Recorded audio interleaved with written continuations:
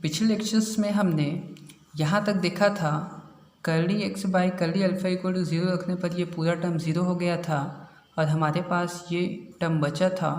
ठीक है, तो अब हम क्या करेंगे, इसका जो है curly I by curly alpha का जो वैल्यू है, इसका जो सेकंड इंटीग्रेशन है, इंटीग्रेंड है ये वाला, इसको मैं क्या करूँगा, एक्सपेंड करूँगा और इसका जो वैल्यू आएगा इस इक्वेशन 6 में फिर से यहाँ पर मैं पुट कर दूँगा। तो चलिए देखते हैं इसके आगे।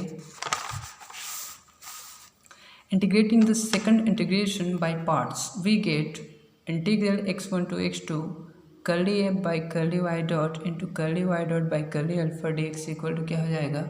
अब देखिए curly f by curly y dot ये तो इतना ही रहेगा, यहाँ पर क्या हो जाएगा, ये वाई डॉट के जगह पर मैं लिख सकता हूँ, चूँकि हम जानते हैं कि वाई डॉट इक्वल टू क्या होता है, curly y by curly x, मतलब d y by d x ये होता है। ठीक है, ये कर्ली या डी जो है क्या बताता है, चेंजेस को बताता है। ठीक है, वेरिएशन को।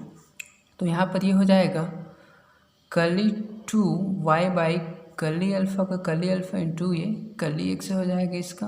अब देखिए ये जो है दो फंक्शन है, ठीक है, मतलब दो फंक्शन का प्रोडक्ट है ये वाला। तो दो फंक्शन के प्रोडक्ट का हम इंटीग्रेशन कैसे करते हैं, हम जानते हैं उसका फार्मूला से।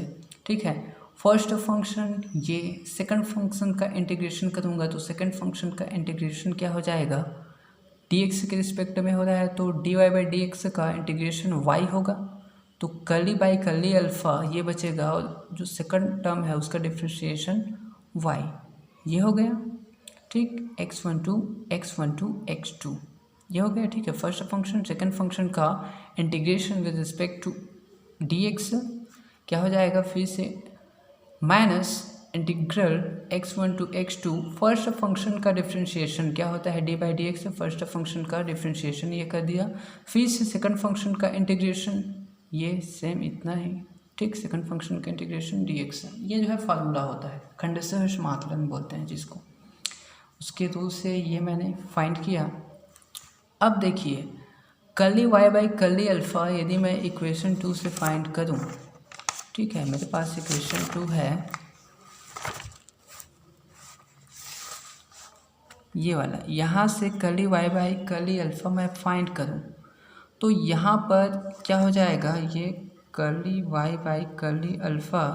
अब देखिए इसमें तो अल्फ़ा है नहीं तो ये क्या हो जाएगा 0, और अल्फ़ा का डिफ्रेंशिएशन करूँगा तो 1 हो जाएगा इसका, curly y by curly alpha, तो कर्ली अल्फ़ा के रिस्पेक्ट में इसका डिफ्रेंशिएशन 1 हो जाएगी इसका, तो क्या बचेगा, ईटा एक्स बचेगा ये वाला, मतलब curly y by curly alpha equal to क्या हो जाएगा, ईटा एक्स हो जाएगा। सिमिलरली यहाँ से curly y by curly alpha equal to 0 plus eta x equal to eta x ये। ठीक, तो curly y by curly alpha की जगह पर मैं क्या लिख सकता हूँ, ईटा एक्स लिख सकता हूँ, तो मैंने लिख दिया। यहाँ पर भी हम लिख सकते हैं, ठीक है, लेकिन इसको हम बाद में लिख देंगे अंत में।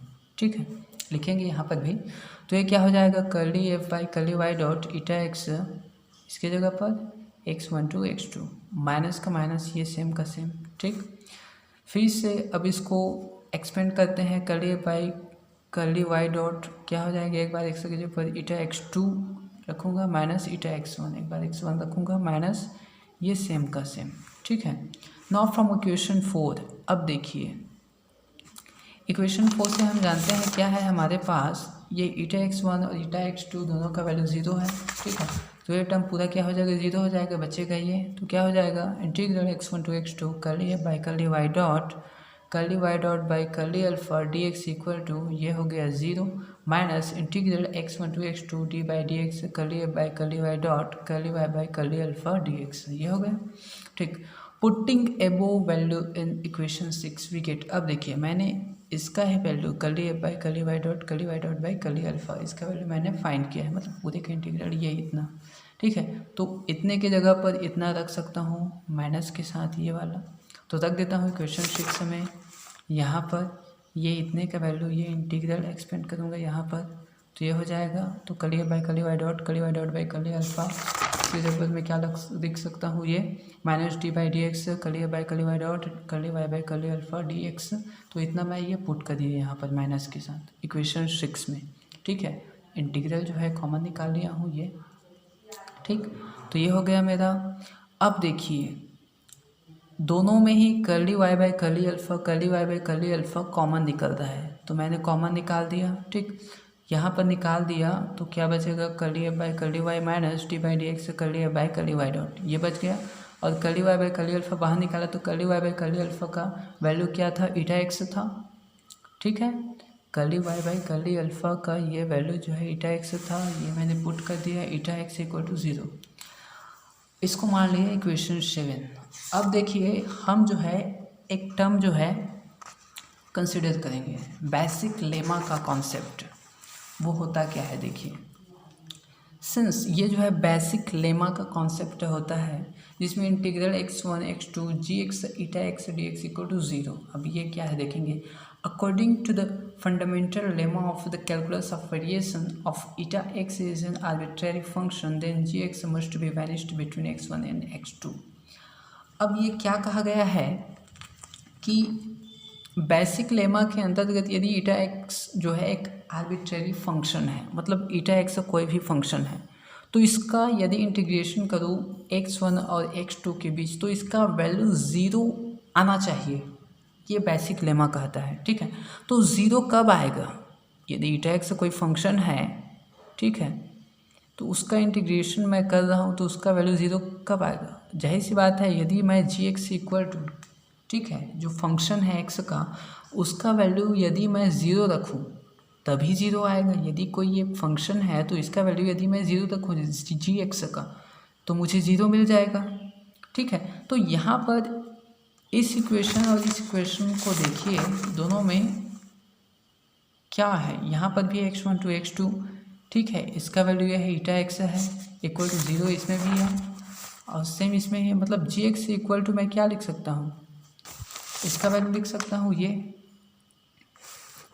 कहाँ गया ये वाला, मतलब जी एक्स क्या है, इतना है देखिए।